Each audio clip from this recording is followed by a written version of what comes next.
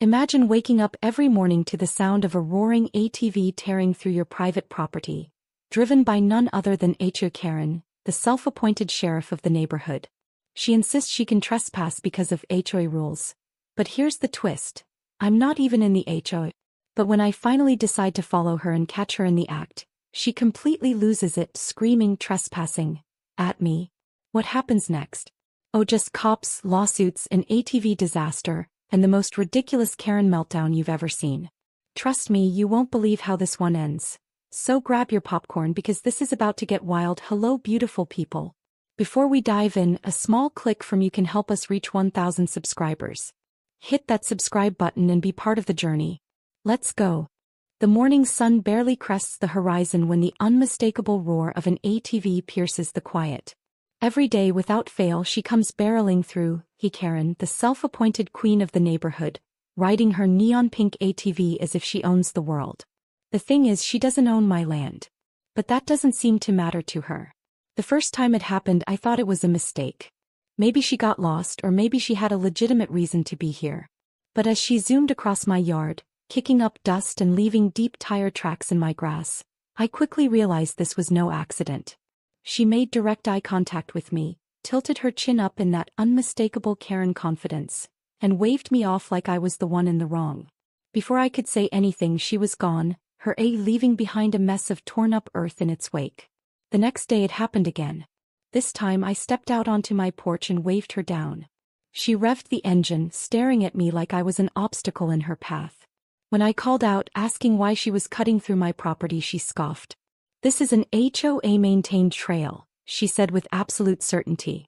"I have every right to be here." I blinked. "What? I'm not even in the HOA." She waved a dismissive hand. "That doesn't matter. All paths in this neighborhood fall under HOA jurisdiction." I stared at her, dumbfounded. That's not how property ownership works. Instead of arguing, she hit the gas and took off, the roar of her ATV drowning out anything else I could say.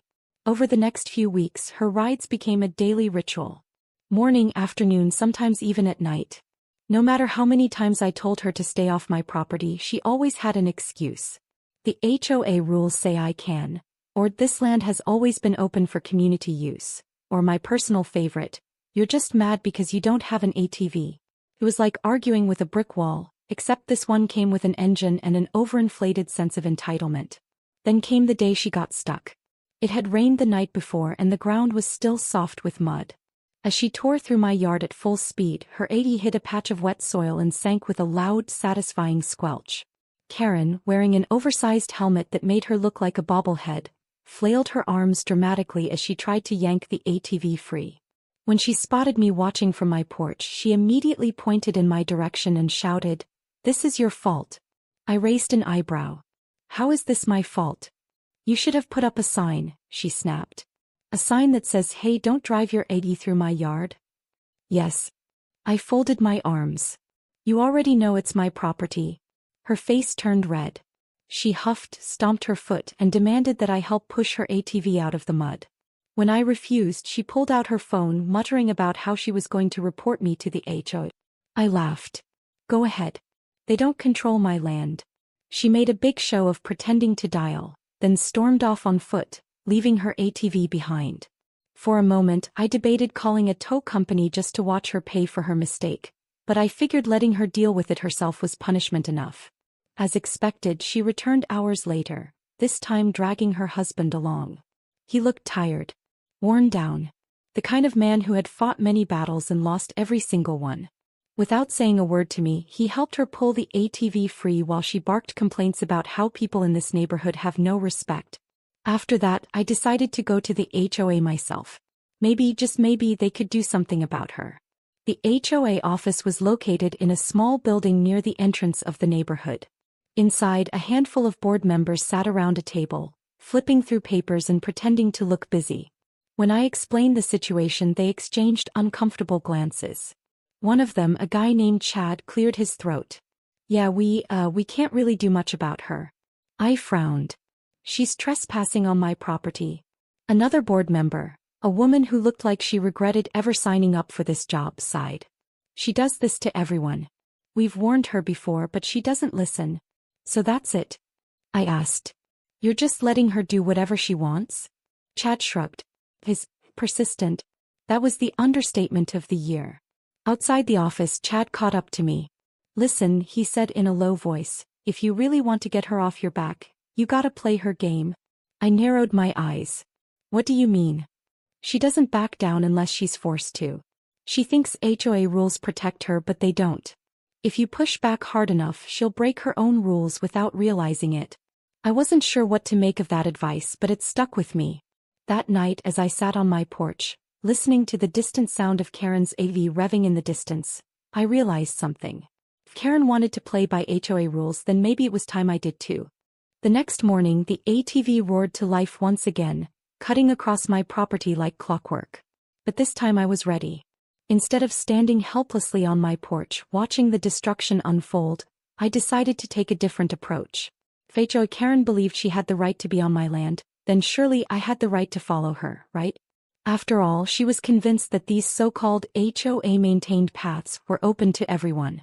So I grabbed my phone, started recording, and walked straight into her world. As soon as she spotted me following her on foot, her reaction was priceless. Her helmeted head whipped around, eyes wide behind her oversized sunglasses. For a moment she seemed to panic, unsure of what to do. Then, as if flipping a switch, she twisted her expression into one of exaggerated horror and jammed on the brakes. The ATV skidded to a stop, barely avoiding toppling over. "You're trespassing," she shrieked. I stared at her, incredulous. "I'm what?" "You can't be here," she shouted, pointing a manicured finger at me like she was about to call in an airstrike. "This is private property." A laugh almost escaped me. "You mean my private property?"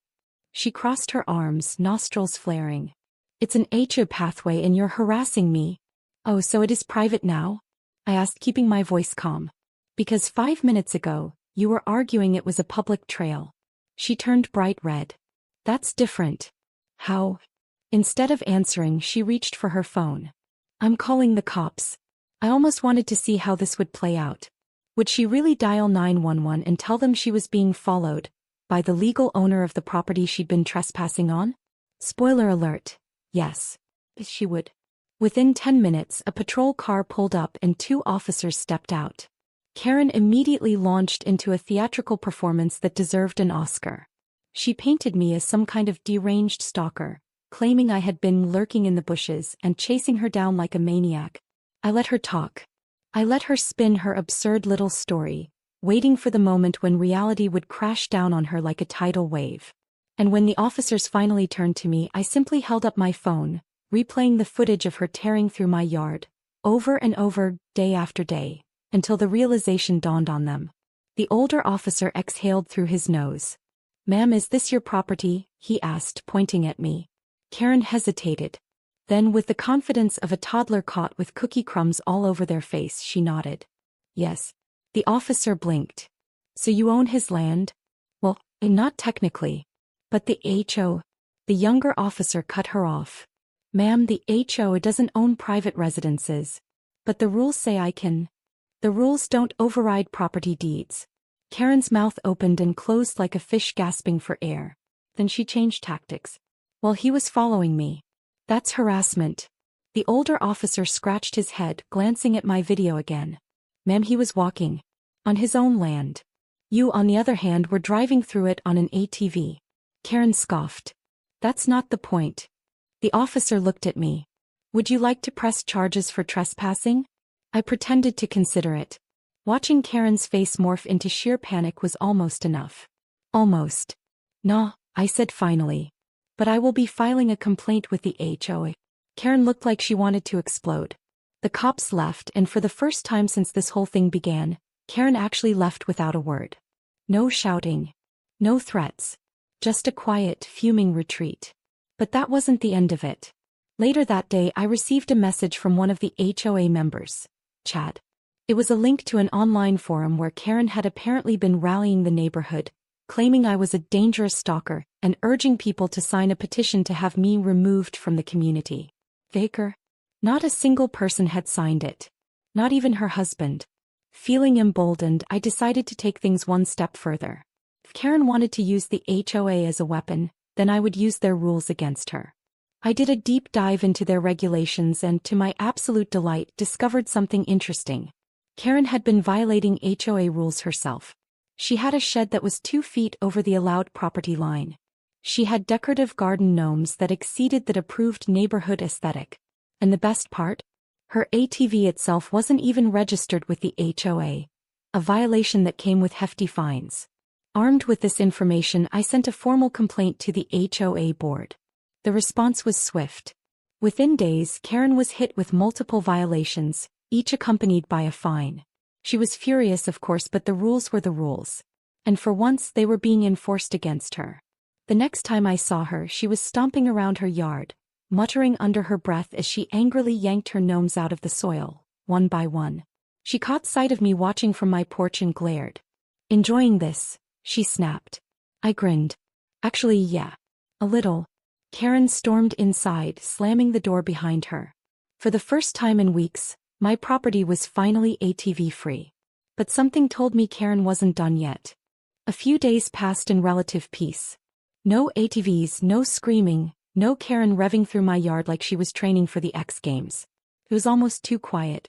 I knew she wasn't the type to just give up, especially not after getting hit with HOA fines. And I was right. One evening, as I was grilling on my back porch, I spotted her pacing near the edge of my property. She wasn't on her ATV this time, no doubt because it had been officially banned by the HOA, but she was clearly up to something. Then she made her move. With the speed and stealth of a cartoon villain, she began hammering a wooden sign into the ground. I walked over, still holding my spatula, and squinted at it. "No trespassing, private HOA." I burst out laughing. "Seriously? You think a homemade sign changes property laws?" She spun around, arms crossed. "It's official. The HOA said so." "No, they didn't," I said, pulling out my phone. "In fact, they just ruled that you were the one trespassing."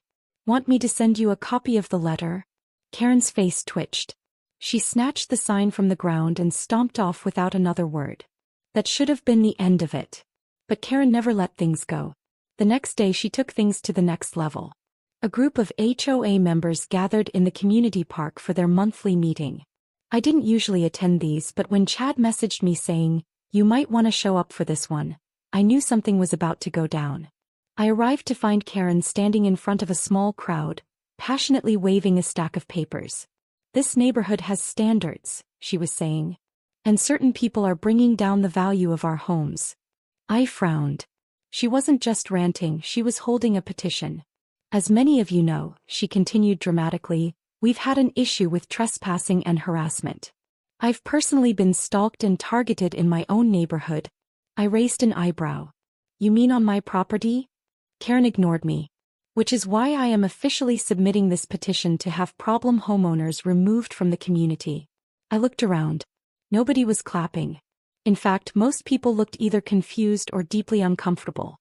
Chad raised a hand. Karen, what exactly do you mean by removed?" She lifted her chin. "People who disrupt the peace should be forced to sell their homes." I blinked. "You want to evict me from my own house? The house I own? Because you got fined?" She turned bright red. "You were aggressive. I walked behind you. You followed me. On my property." Her mouth opened and closed, but she had no rebuttal. Chad snatched the petition from her hands and flipped through it. "Karen, there are literally 0 signatures on this." Her jaw clenched. "That's because people are scared." "Of what?" "A guy barbecuing on his own deck," someone else muttered. Karen looked around, realizing she had absolutely no support. Then, with as much dignity as she could muster, she snatched the papers back, mumbled something about corruption, and stormed off. The HOA members turned to me. One of them, an older woman named Linda, sighed. "We've been trying to deal with her for years." Chad nodded. "She's filed more complaints than every other homeowner combined." "And how many of them were valid?" I asked. Linda chuckled. "None. The board took an official vote right then and there. Karen was placed on HOA probation, meaning any further rule violations would result in even steeper fines that included any future unauthorized ATV joyrides. That should have been the final nail in the coffin. But Karen wasn't one to admit defeat. No, she had one more scheme up her sleeve. A few weeks passed and for the first time in ages things were quiet. No roaring ATV, no pointless screaming, no dramatic HOA meetings where Karen tried and failed to evict me from my own property. It was almost peaceful. Almost. Then one morning a city zoning official knocked on my door. "Are you aware that there's a zoning complaint filed against your property?" he asked, clipboard in hand. I blinked. "What?" He handed me a notice. "Someone reported that your property line extends onto HOA-maintained land." I barely stopped myself from laughing. "Let me guess, Karen?" The official sighed. "I can't disclose that information, but you're not the first person in this neighborhood to get a suspiciously similar complaint." I shook my head. "Well, this is my private land. I have the deed to prove it." "Then this should be a quick review," he said, already looking exhausted. Sure enough, after checking the records, the zoning official confirmed that my property was exactly where it was supposed to be. The complaint was completely bogus. But then plot twist. "Funny thing," the official said, flipping through his documents. "It actually looks like her property is in violation." I frowned. "Come again." He tapped his clipboard. "Her fence and shed? They extend 2 feet into public land." I stared at him. "You're telling me that Karen, the same woman who has spent months screaming about HOA rules and property lines, has been breaking zoning laws herself this whole time?" "Looks like it." It took everything in me not to double over laughing. A few days later another city official arrived, this time to deliver Karen a notice. Apparently her little zoning violation meant she had 2 choices: pay to have her fence and shed moved legally onto her own property, or face a serious fine. Karen, being Karen, naturally refused to accept reality. Instead of fixing the problem, she tried to argue with the city about why the rules didn't apply to her. It went about as well as you'd expect. Within 2 weeks she was forced to pay thousands in fines. And the best part? Because she ignored the first notice, she also had to pay extra for non-compliance. Rumors spread quickly. The once feared HOA Karen was now the biggest rule breaker in the neighborhood. Her rage was nuclear. The day she finally caved and had her fence torn down, she was furious. I watched from my porch as she stomped around her yard, barking at the workers moving her shed. She caught sight of me watching and shot me a look so intense it could have melted steel. "Happy now?" she snapped. I sipped my coffee. Ecstatic. For the next few weeks, Karen tried her best to pretend she still had the upper hand. She avoided me at all costs, but the neighborhood had turned against her. Even her fellow HOA members wanted nothing to do with her anymore. Then one day the "for sale" sign appeared in her yard. It happened fast. Whether it was the fines, the public embarrassment, or the fact that no one took her nonsense seriously anymore, Karen had finally had enough. Within a month she was gone. The HOA held a neighborhood barbecue to celebrate. Not officially, of course, but the timing was suspiciously perfect. Even Chad, the HOA board member, clinked his beer against mine and grinned. "Neighborhood's been a lot quieter lately, huh?" It was over. Karen was gone. Peace had finally returned. But just when I thought life had settled back to normal, a moving truck pulled into Karen's old driveway. I watched as a woman stepped out, stretching and surveying the house. She caught me looking and waved. I walked over to introduce myself. "Hey, welcome to the neighborhood," I said. She smiled. "Thanks. I just moved in. My name's Karen." I froze. She laughed. "Don't worry, not that kind of Karen." I exhaled, relieved. Maybe this one wouldn't come with an ATV.